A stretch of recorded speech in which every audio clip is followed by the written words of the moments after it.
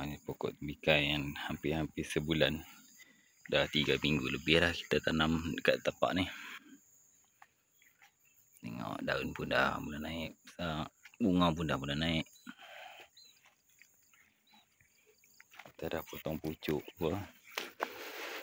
Tengok dah ada bunga betina.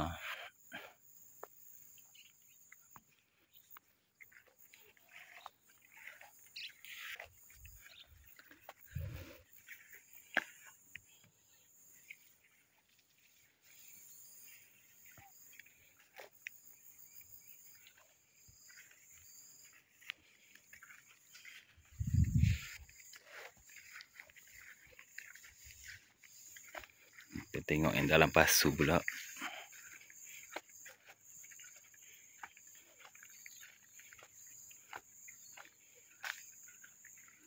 Ni dalam pasu. Dalam pasu pun dah bercambah juga. Lebih kurang sama besar dengan yang dekat tapak tanam.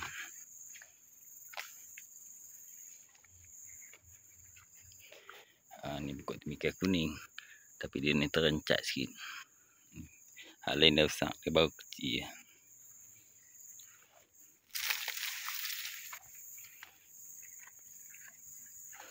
Ni satu ni dalam pasu. Dah bercambah. Ni pokok tembikai kuning.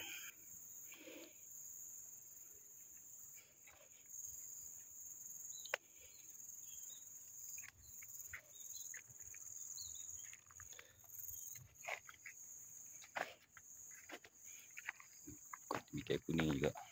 Tapi yang ni kita tak potong pucuk. Kita biar je.